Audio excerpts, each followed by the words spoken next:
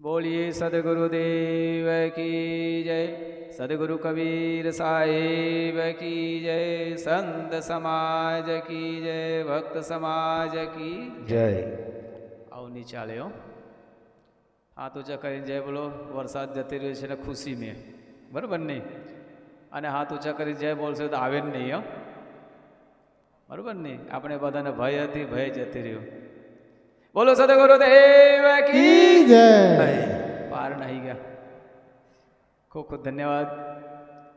विश्ववंदनी संत सम्राट सदगुरु कबीर साहेब जी, करखड़ी कबीर आश्रम थी सरदेव श्री शास्त्री साहेब जी, कोयाओ कबीर आश्रम थी सरदेव श्री भीतर साहेब जी, सरदेव श्री सिद्धेश साहेब जी, तेमज सूरत कबीर आश्रम थी सरदेव श्री विवेक साहेब जी, सरदेव श्री सुरेंद्र साहेब जी, तेमज आपना जे कार्यक्रम करावनार ज्યાં सक्रिय પુરુષાર્થ મહેનત કરી છે એ આશ્રમના સર્વે સર્વા એવા સરદેવ શ્રી રાજેન્દ્ર સાહેબજી, મુદ મંગલમય સંત સમાજ, આદરણીય ભક્ત સજ્જનો, નેમી પ્રેમી બંધુઓ, ભક્તિમતી માતાઓ, બહેનો, બાલ ગોપાલ, દર વર્ષે જેમ આ વર્ષે પણ કબીર આશ્રમ બુમડી ખાતે સરસ મજાની ભોજન ભજન સત્સંગ એવા કાર્યક્રમની આયોજન કરી છે અને આપ સૌના પણ આમંત્રિત કરવામાં આવ્યો। સંતો પણ મોટી સંખ્યામાં હાજરી આપી અને ભક્ત સમાજ પણ સરસ મજાની આપ સૌના ભક્તિ ભાવનાનો પરિચય આપ્યો છે। આપ સૌને ખૂબ ખૂબ ધન્યવાદ આપીએ।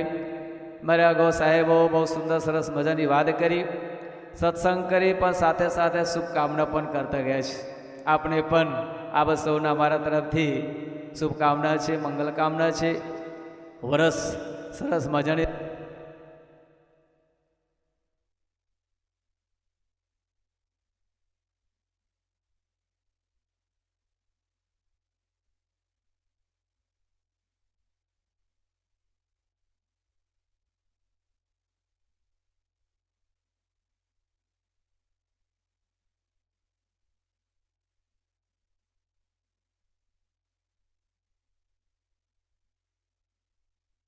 આપણે ચાલુ રાખીએ, આપણે પૂરું કરી દઈએ ને। હા હલો, અંદરથી ગડબડ છે તો આજે સરસ મજાની આપણે કાર્યક્રમ આયોજન કરી છે। મારા અગાઉ સાહેબો બહુ સુંદર સરસ મજાની એમના મુખારબિંદથી આપણે કલ્યાણકારી આપણે જીવને પરમ શાંતિને પ્રાપ્તિ થાય એવા સરસ મજાની આપણે સત્સંગ પીરસ્યો છે। આપણે જાણીએ છીએ સત્સંગની આયોજન શા માટે કરીએ, સત્સંગ મેં કેમ જઈએ। આપણે બધા સજ્જનો છે, ભક્તિ કરતાં કરતાં આવ્યો છે એટલે આ વાતોને આપણે સમજીએ છીએ। મેં તો કહું છું કે જેટલા બધા આપણે બેઠા છે, બીજું તો કોઈ ના સુધરે તો વાંધો નહીં, પણ જેટલા બેઠા એટલે સુધરી જાય તો આખો તાલુકાનું સુધારી શકે હો, બરાબર નહીં। જો આપણે એક સુધારીએ તો બીજાને સુધારી દો, બે સુધરાય ને। બીજું કંઈ નહીં, પણ 500,000 વ્યક્તિ ભક્તો સજ્જન પર બેઠા છે, આપણે સુધરી જાય તો આપણે 500ને સુધારી શકાય છે। આ સત્સંગની એક મહિમા છે અને સત્સંગમાં જવાથી જેટલા સુધી આપણે દૃષ્ટિ હોય છે, જ્યાં સુધી આપણે જોઈએ ને ત્યાં સુધીનો પ્રભાવ હોય, યાદ રાખજો। આમાં કેટલા બધા બેઠા છે, તંબાકુ ખાતા છે, બીડી પણ પીતા છે, બરાબર, બધા હરખા નથી, બરાબર। કોઈકને કઈ વિચારો હોય, કોઈકને કઈ વિચારો હોય, બધાના વિચારો પણ જુદા છે, પણ છતાં પણ સંતો બેઠા છે, આપણે બધા હકમે બેઠા છે। હકમે સમજો છો ને, આપણે બધા હકમે બેઠા, શાંતિથી આપણે બેઠા છે। એના કારણ છે સત્સંગ અને સંતો, સત્સંગ અને અસંત। તેના ઉપરથી એક માર્કિંગ આપણે કરી શકાય કે જીવન કે અંદર જો સત્સંગ હોય, સંત હોય તો ભાઈ જે આપણે ધારેલો હોય એ આપણે કરી શકીએ। આપણે સંતોને કીધું કે આ સંતો એક સમસ્યાના સમાધાન કરનાર છે। સમસ્યાના સમાધાન, તમે સંતો જોડે જાઓ, તમારી સમસ્યાને ઘણી બધી સમસ્યાનું સમાધાન થઈ જાય, પણ સંસારની સમસ્યાઓ બધા અલગ અલગ છે પાછો, બરાબર। અમારા જોડે તમે આવીને કહો રૂપિયા લો, તમારા જોડે કશું મળે નહીં, એ પણ એક સમસ્યા છે ને। હમણે તમે કહો ઘર મકાન બને, એ પણ એક સમસ્યા છે, એ પણ અમે ના કરીએ, બહારની ચીજો નહીં, પણ અંદરની સમસ્યાને સંતો સમાધાન કરે। શું કરે છે? અંદરના। પણ અંદરના સમસ્યાના સમાધાન ક્યારે જ આપણે સત્સંગમાં જઈએ ત્યારે અને વર્તમાનમાં જઈએ ત્યારે। કોઈ કવિ સરસ મજાની વાત કરી છે, વૃદ્ધ अतीत में जीता है इसलिए वो निराश रहता है। वृद्ध आदमी अतीत में जीता है इसलिए वो निराश रहता है। युवा भविष्य में जीता है इसलिए वो दुखी रहता है, लेकिन बच्चा वर्तमान में जीता है इसलिए वो खुश रहता है। શું કહેવામાં આવ્યું કે વૃદ્ધ આદમી છે, વડીલ છે, એ અતીત, જેનો કોઈ આપણે અતીતને કંઈ જાણતા નહીં, કરતા નહીં, એની ચિંતા કરે ને ચિંતા કરે ને એના માટે તમે જો સદા માટે નિરાશ રહે છે, યાદ રાખજો. કોઈ વડીલોને પૂછવું જોઈએ, એ ભવિષ્યની ચિંતા કરે. આપણે બધા ઘણા વખત દાખલા આપણે સાંભળ્યો છે. એક એટલી બધી સંપત્તિ, એટલી બધી સંપત્તિ, એટલી બધી સંપત્તિ, એના વિચાર એક દિન આવ્યો કે આ સંપત્તિ આટલી બધી છે, કેટલા પેઢી ખાશે. એન્જિનિયર બોલાવ્યો, અમેરિકાથી બોલાવ્યો, ઇંગ્લેન્ડથી બોલાવ્યો, આ બધા વિદેશોમાંથી એન્જિનિયર બોલાવ્યો અને કીધું કે ભાઈ આ મારી સંપત્તિની તપાસ કરો, આ સંપત્તિ કેટલી પેઢી ચાલે. કીધું સાહેબ તમારી સંપત્તિ છે ને 35 પેઢી ખાય તે ખૂટની એટલી સંપત્તિ છે, 35 પેઢી. તો પેલા વ્યક્તિ શું કહે છે 36 શું થશે એમ. પેલા કહે છે કે 35 પેઢી ખાતે આપણે હાડકાઓ નહીં રહેવાનું ને, કશું નહીં રહેવાના, પણ કે 35 પેઢી સુધી તમારું આ જે ચાલશે વાંધો નહીં આવે. તો કે 36 પેઢી શું થાય. જો અતીતની ચિંતા, બરોબર કે નહીં, કે આની ચિંતા વર્તમાનની પણ કેટલે ચિંતા કરે છે અને ચિંતાના કારણે નિરાશ છે ને, દુઃખી કે નહીં દુઃખી. યુવા પેઢી તમે કહે કે યુવા છે એ ભવિષ્યની ચિંતા કરે, ભવિષ્યમાં શું થવાના, શું કરવાના. પણ સદગુરુ કવિ સાહેબ કીધું વર્તમાન મેં જીવો. શા માટે જીવો. એ વર્તમાન આપણે હાથમાં છે. એ વર્તમાન મેં સારા બનવું હોય, ખરાબ બનવું હોય, ડાક્ટર બનવું હોય, માસ્ટર બનવું હોય, કલેક્ટર બનવું હોય, એ જે પણ બનવું હોય તો વર્તમાન બતાવે. શું બતાવ્યો. વર્તમાન. બાકી આ જિંદગી સફર છે. કોઈ કવિ કીધું ને જિંદગી એક સફર है, हौसला उसकी पहचान और रास्ता पर सब चलते हैं, रास्ता बनाए वही इंसान. આપણે બધા રસ્તા પર ચાલીએ ને, પણ કહે કે રસ્તા જે બનાવે વહી ઇન્સાન, જે પોતાના રસ્તા બનાવે વહી ઇન્સાન ગણવામાં આવ્યો છે. બાકી આપણી જિંદગી કેવા છે, સફર જ ગણાય ને.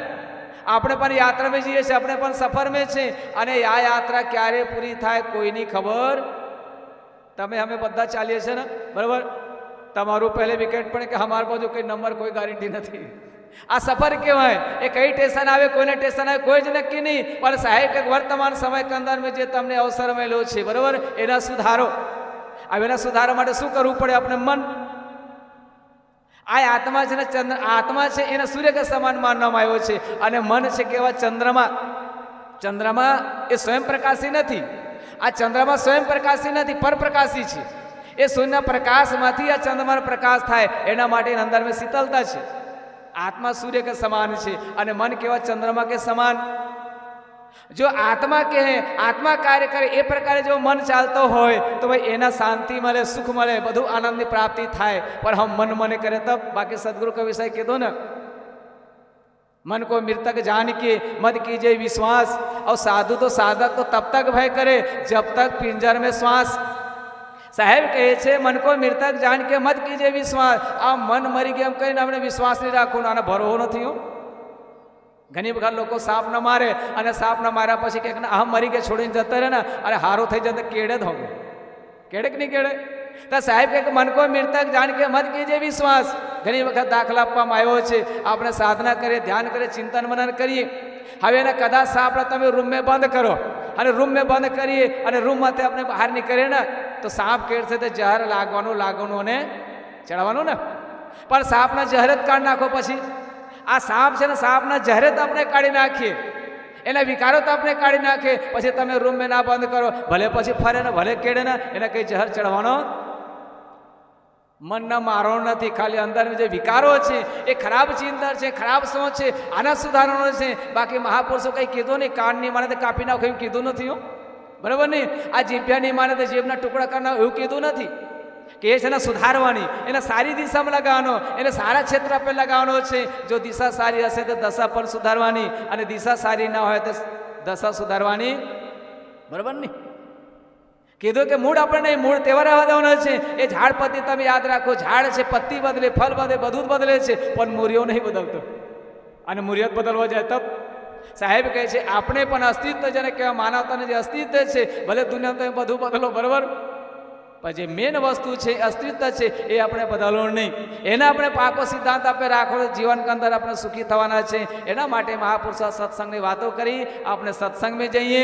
બાકી ભાઈ સત્સંગમાં જતા જ આપણે કલ્યાણ થવાના છે. અને સત્સંગ એક આપણે આધાર બતાવ્યો છે. બાકી મહાપુરુષો કીધું છે, ત્રણ વાત કરી છે. કયા ત્રણ વાત કરી છે? એક તો મજબૂરી, બીજા નંબરના જવાબદારી, ત્રીજા નંબરનો ઉદ્દેશ. આપણે પણ કંઈક ને કંઈક જબ મજબૂરી તો ખરો ને, મજદૂરી નહીં પાછો. આપણે મજદૂરી નહીં કરવાનું, આપણે મજબૂરી છે. ઘણી બધી ચીજ એવા છે જે મજબૂર થઈએ, આપણે મજબૂર થઈએ ને. શરીર કે અંદર તમે જો શરીર છે, આપણે શરીર કે અંદર ઘણી બધી ક્રિયાઓ છે. તમે ચાહો કે ના ચાહો છતાં પણ ક્રિયા થાય કે નહીં? ચાહના રાખો કે ના રાખો, તમે ઈચ્છા કરો કે ના કરો, આ છતાં પણ અંદરની જે ક્રિયા છે થાય કે નહીં થાય? આપણે ઊંઘી જઈએ, પાચન કોઈ કરે, થાય જ ને. તમે કહે કે મારે પાચન ના થાય, લોહી ના બદલે બ્લડ ના થાય, શ્વાસ ના ચાલે, એ છતાં પણ ક્રિયા ચાલુ રહે. સાહેબ કહે છે જવાબદારી પણ કંઈક આપણી છે, બરાબર.